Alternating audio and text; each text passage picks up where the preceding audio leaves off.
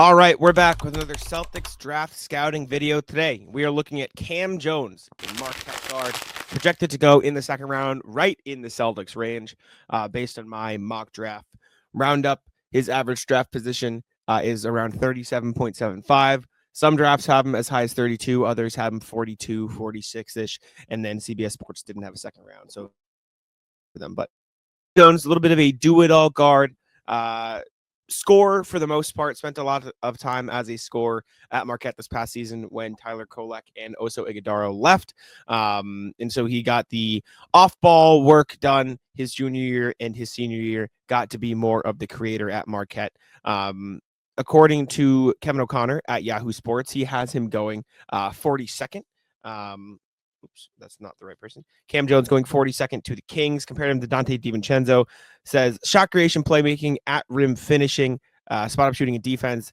The athleticism isn't really there. The three-point shot hasn't been the most consistent throughout Kam Jones's time at Marquette. I think part of it was he was playing a lot on the ball, then he was playing a lot off the ball. No Ceilings draft guide in their guards compares him to Kobe Buffkin, Luke Kennard, and Tyler Harvey, who I don't know who that is. But 19.2 points, 4.5 rebounds, 5.9 assists his senior season at Marquette. Called him king of the court, change of gears, and shot creator. So we'll take a look today and see if he fits for the Celtics. Yeah, Kam Jones is certainly somebody you could imagine filling a need for Boston. Like, we don't know who's going to be on the team yet has been the theme of the last month, because we don't. We don't know what's going to happen. We don't know what the team's plan is for the summer. But with Drew Holiday's name being the only one that's in trade rumors that also has teams that are being reported to be interested in him, it feels pretty likely that he won't be on the team next year. So that leaves you with just Pritchard and Derek White as your rotation guards. Maybe Shireman, if you kind of like that idea of Maybe making him more of a guard. if they want to give him a chance. Maybe, but and also for what it's worth, he's on the roster.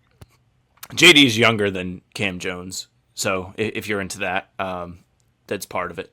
But Kam Jones could be somebody they bring in to be a role player off the bench, and that's kind of exciting. And Yeah. the 3-point shooting percentage isn't great right now, but I think there's some correlation between the team getting worse and his jump shot not being as efficient this year.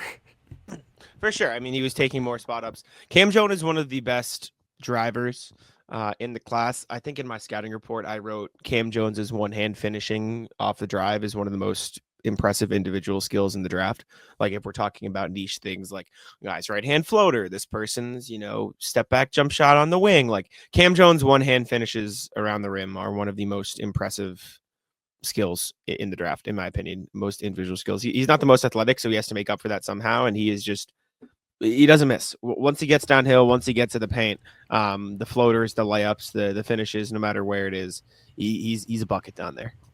Yeah, looking at the scouting report now, athleticism is listed as a con, but they do mention that he still finishes 65% at the rim, which is pretty crazy for a guy that doesn't have bounce at his size. So that pretty much plays into what you have to say about him. And also, just to touch back on the three-point shooting, he was 38.2 on all catch and shoot and 44.9 on the open ones. So pretty good, pretty encouraging if you're looking to bring him in to play in the Celtics system. He could be a sleeper guy. They haven't worked him out yet, but I know you like him a lot, and a lot of people who are kind of in the weeds with the draft prospects have liked him. So if you hear his name called by Mark Tatum on draft night 2 for the Celtics, or even 1 by Silver, don't be mad. I was gonna say I'd be happy if Silver called his name too. Kam Jones is really good. It's rare you find a player who can do a little bit of everything. He can dribble, he can pass, he can shoot, he can score on his own, he can create for others. Like his defense isn't great, and I think that's what a lot of people are hung up on. But he's not like a negative, right? Like the biggest nitpick about his defense is that he's not necessarily a plus individual defender. He's a fine team defender. He's a very aware defender. He's a bigger body too. He's not like one of these scrawny guards. He's bulky. He's got some mass to him, so he can stick with bigger guys. He's not going to be as easily switched on to and bullied in the post or anything like that. I think if he was 19 years old, he would be a top lottery pick in this draft. But he's 23, and so people are like, I don't know. And obviously, 3-point shot took a little bit of a dip in terms of efficiency this past season. I think Kam Jones is going to be a steal for whatever team takes him at this point in the draft. The question mark is the adaptability, in my opinion. Like, is he going to be too into the individual shot creating now at the NBA level, right? Like he just got a taste of it his junior season. Is he going to seamlessly be able to switch back and forth to the largely off ball, doesn't have the ball in his hands role that he did play his junior year? At the same time, you can argue that's a plus because he already has experience doing that when half of these college players in the draft are so used to being the number one option their whole life. So I think there is some back and forth, some up and down to what he could provide. But the overall skill set is undeniably really, really good, especially for a guy projected to go late first, early second.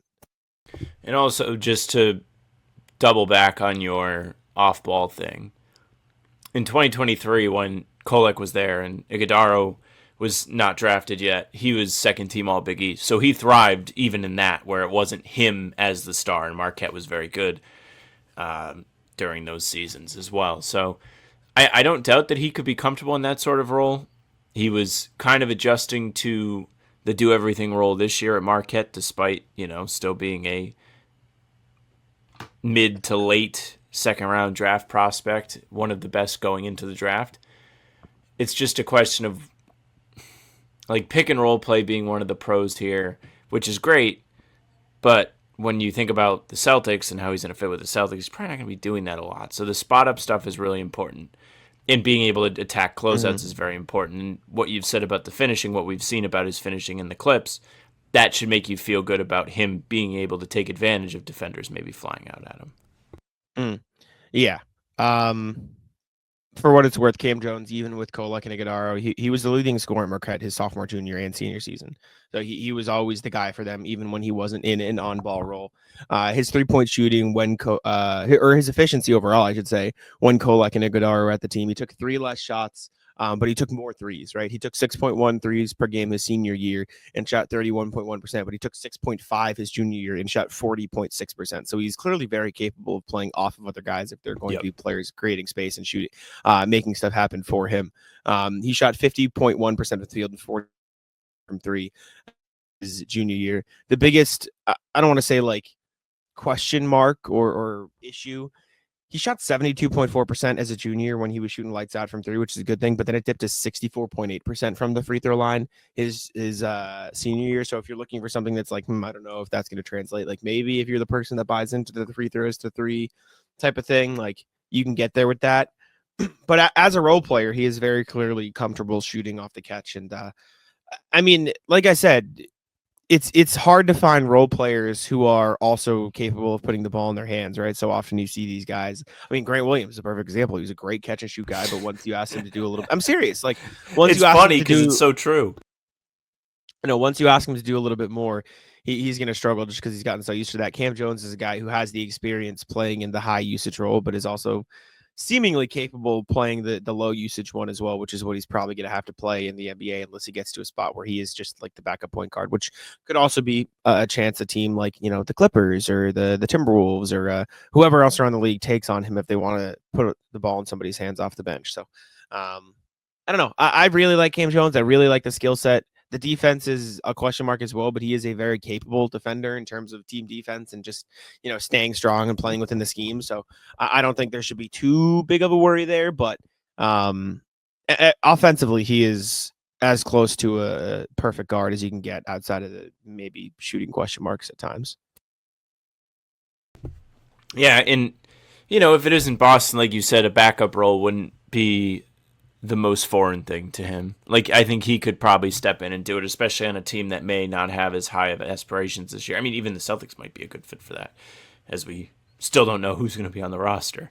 And I would be interested to see what he looks like, maybe playing in Maine, maybe having a little bit more opportunity to create and explore his offensive repertoire. But in Boston, if he got to do that, it would be cool, but I'm not sure that the opportunity would be there. But I'm almost like too rigid with what I think whoever they draft is going to be allowed to do, or what they're going to be allowed to do. You know what I mean? Like, I'm sure there will be opportunities for him to handle the ball, but the way the Celtics play when they're at full strength, it's not a lot of that. Like even Pritchard doesn't handle the ball that much, and he's somebody we've seen has an incredible shot creation ability. Yeah, I feel like at that point though, you're basically ruling out almost every guard at the collegiate level then for Correct. drafting. Yeah, and that's unfair.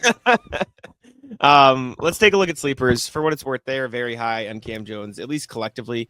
Nice. 23rd on their big board for a guy who is projected to go late first, early second in most mock drafts. That's pretty high as a collective. We can take a look here. Their strengths for him are 3-level scorer, creator, smooth ball handling, finishing at the rim. The weaknesses, streaky shooter, defensive limitations, and quickness. That is the biggest thing with Kam Jones. He's not a great athlete. But I say it all the time. I think athleticism is the most overrated thing. So I stand on that. One word, opportunity, polished for both of them. The next thing, best team fit, Heat and Suns. Yeah, I mean, Heat for a chance to be a backup ball handler would be great for him. And then the Suns don't really have a point guard. So you get him in there. Basically a place with real minutes with other good players on the roster. I think that makes a lot of sense for Kam Jones. In 5 years, both think he's going to be a bench guard. Solid. Most likely to dominate in the G League, wear college gear post game. I mean, dominate in the G League makes sense. Like, even if the Celtics take him, they don't want to give him run right away. Like, that's a perfect guy to get some run up there. Like, you can see why he would be a dominant G League player. Yeah, absolutely. And then best and worst case, let's take a look. What's your best case? We'll get to best case and then we'll discuss. We'll each give ours and we'll discuss. It's kind of funny putting this guy here because he's like probably significantly younger than Kam Jones, but I said Cason Wallace. I think he is significantly younger than Kam Jones. I went Donovan Mitchell. It's a lot. This is best case. I didn't think Donovan Mitchell would be Donovan Mitchell, what he has become. Yes. But you look at a guy who was productive in college, came in the NBA, and there were, Mitchell had much more upside potential than Kam Jones did. But an undersized two guard who could do a little bit of everything took off in the NBA. The wide open way the NBA is played. 0.001% chance that happens for Kam Jones. I could see it. I would not. Okay, Cason Wallace, Donovan Mitchell. Worst case, let's see. Case for you. Worst case, I said Chris Dunn. I said Olivier Hanlon. Dude, you're swinging between some crazy extremes here. That's the worst case, man. That's actually the smartest scouting strategy this is ever. Boston College Olivier Hanlon, right? This is Boston College Olivier Hanlon, or would he play at Virginia Tech? He played at some Boston bad College. No, he was the last of that like storyline of Boston College teams that were like incredibly mediocre with one awesome NBA prospect. Who was the Virginia Tech? Was there? All right. Wow. Some crazy things. I will say, if he's Cason Wallace or Chris Dunn, easy. Golden buzzer, like take him right away. If he is Olivier Hanlon, maybe not, but like even if he's Chris Dunn. That's what I said. I said if he's Cason Wallace or Chris Dunn, you take it. Like if he is either of those, benchmarks. I really like Kam Jones. I'm in on Kam Jones. We can go to the tier list though, and you can let me know what you think. Yeah, I mean, I think the NBA readiness thing is important, especially going into this next season. Like, you can make the case that it's really not because the expectations for the Celtics won't be as crazy. But I just think if the player is ready to compete, the opportunity will be there. You know what I'm saying? So with that being said, I think I would put Kam Jones on the A or B tier, like probably A-, B+. I think I probably like the two big men on the A tier better, and I like him better than the rest of the B tier guys. That's for sure.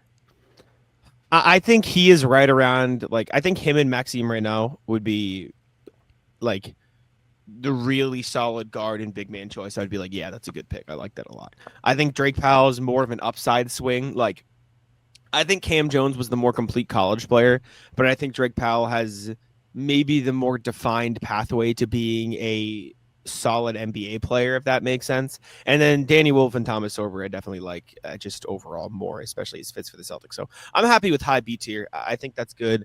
Maybe we do. I mean, if we really wanted to get picky with it, we could do like move all these guys to F, move them to C, and then move Kalkbrenner and Clayton to C. If you really want to spread it out, because we're just straight not using the F tier right now, which sure. All right, that's fair.